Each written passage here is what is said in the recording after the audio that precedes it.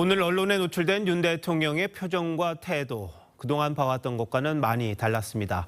소통 방식을 바꾸겠다는 그런 의도로 보이는데요. 정치부 이태희 기자와 함께 좀 더 자세한 얘기 나눠보겠습니다. 자, 이 기자, 윤 대통령이 오늘 직접 인사를 발표했습니다. 그리고 언론의 질문까지 받았는데 그동안 도어 스태핑이란 건 하긴 했었습니다만 오랜만이라서 그런지 좀 낯설어 보였어요. 네, 오늘 대통령실 출입 기자들도 달라진 윤 대통령 모습에 적잖이 당황했다고 합니다. 기자 질문을 직접 받은 것도 이례적이었지만요. 질문하는 기자와 눈을 맞추며 인사를 하기도 했는데 먼저 영상부터 보시죠.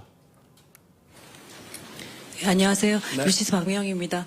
신문 기사를 보니까 정치하는 대통령이 되겠다 이렇게 딱 나왔는데 이제 지금부터는 국민들께 좀 더 다가가서 우리가 나가는 방향에 대해서 더 설득하고 소통하고.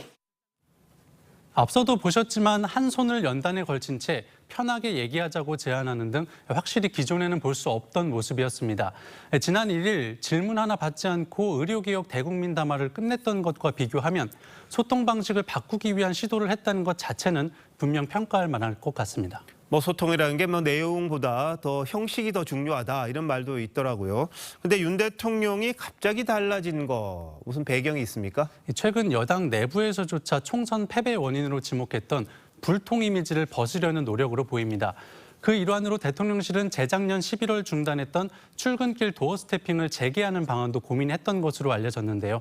하지만 매일 아침 각종 현안에 대한 대통령의 발언이 생중계로 노출되는 데 따른 부담이 크다는 내부 반발도 있었습니다. 그래서 오늘 같은 방식으로 소통의 변화를 우선 꾀한 것으로 보입니다. 자, 이런 윤 대통령의 모습 앞으로도 계속 볼 수 있는 겁니까? 사실 그 부분이 가장 관건입니다. 취임 이후 야심차게 시작했던 도어 스태핑 역시 MBC 기자의 고성소동으로 194일 만에 중단됐었죠. 적절했는지 여부를 떠나서 기자들의 예민한 질문에도 오늘처럼 쿨한 모습을 보여줄 수 있느냐가 진짜 변화의 시금석이 될 거란 전망이 나옵니다. 예를 들어 야당에서 요구하는 해병대원 수사 외압 특검이나 김건희 여사 관련 이슈에 대해서도 격의 없이 자신의 생각을 얘기한다면 국민들도 진짜 바뀌었다고 느낄 수 있을 겁니다. 네, 야당과의 소통도 늘리겠다고 했죠. 근데 영수회담 준비하는 과정에서 처음부터 좀 삐걱거리고 있네요. 네, 당초 오늘로 예정됐던 실무 협상이 대통령실 정무수석 교체로 불발이 됐고 민주당은 곧바로 유감을 표했죠. 정무수석 교체라는 불가피한 측면이 있었는데도 야당이 유감 표명까지 할 사안이었는지는 의문이 드는 것도 사실입니다. 하지만 대통령실의 미숙한 일처리가 결과적으로 신경전의 소재로 쓰일 빌미를 제공한 건 지적을 받을 부분입니다. 네, 여당도 그렇고 언론과도 그렇고 여러 방면으로 소통하려는 노력이 이제 보이긴 하는데, 자, 한동훈 비대위원장과는 좀 관계가 서먹해졌다 이런 지적이 있습니다. 어떻습니까? 네, 정치권 일각에서는 한 전 위원장에게 너무 늦게 연락을 하는 바람에 기분이 상했을 거란 관측도 나왔습니다.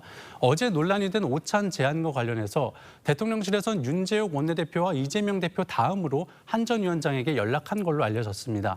대통령실 관계자는 대통령 지시 자체는 동시에 이루어졌는데 수행 과정에서 시차 차이가 발생한 것이라고 해명했습니다. 또 윤 대통령이 한 전 위원장을 강하게 비판한 홍준표 대구시장을 먼저 만난 것 역시 서울에 올라온 홍 시장이 먼저 보자고 해서 만나게 된 것이지 의도한 건 아니라는 취지로 설명했습니다. 다만 이런 일련의 과정을 해명하다 보면 또 다른 진실 공방으로 번질 수 있기 때문에 공개적인 입장 표명은 자제하는 모습입니다. 사실 총선 과정에서 앙금이 없었다면 이런 거 가지고 무슨 말이 나오지는 않았을 텐데, 그렇다 보니까 좀 하나하나 가지고 굉장히 민감하게 반응하는 게 아닌가 싶네요. 이 기자 잘 들었습니다.